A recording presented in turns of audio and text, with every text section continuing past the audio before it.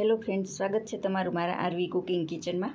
આજે આપણે ભીમ અગિયારસ છે તો એક ફરાળી નવી વાનગી શેર કરવાના છીએ, જેમનું તમે ક્યારેય નામ પણ સાંભળ્યું નહીં હોય અને જોઈ પણ નહીં હોય। તે આપણે બનાવવાના છીએ તપકીર પાક। તો એના માટે મેં આ એક પોણો પ્યાલો જેટલા શેકેલા સિંગદાણાનું અધકચરા વાટીને લીધા છે।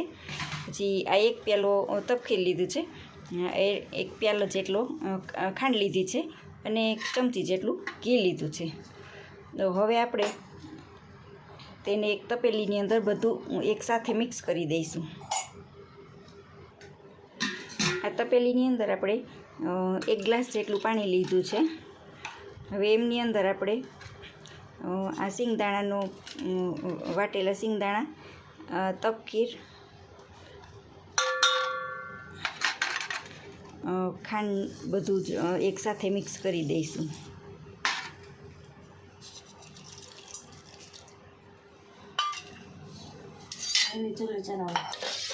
હવે આપણે તેમને ગેસ ઉપર મૂકી દીધું છે અને ધીમે ધીમે એમને હલાવતા રહીશું।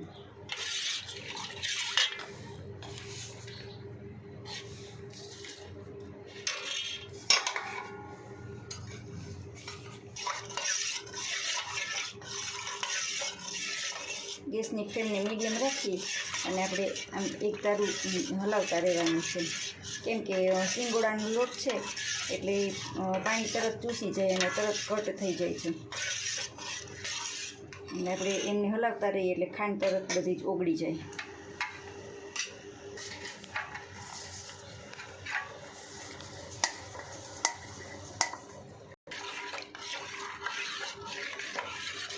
તપકીર પાક, તપકીર એટલે સિંગોડાનો લોટ। આપણે કોઈ એમને સિંગોડાનો લોટ કહેતા હોય છે અને કોઈ તપકીર કહે છે।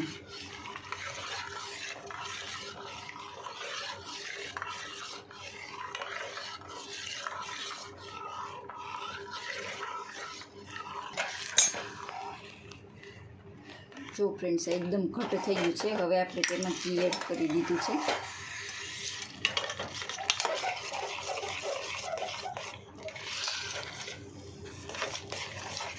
મીડિયમ ગેસ ઉપર આપણે એને થોડીક વાર માટે હલાવીએ એટલે તરત એ ઘટ થઈ જાય છે।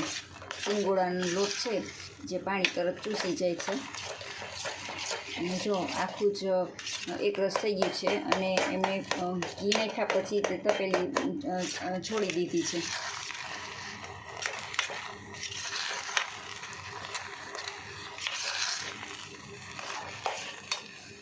હવે ગેસની ફ્લેમ બંધ કરી અને આપણે એને એક પ્લેટમાં કાઢી લઈશું।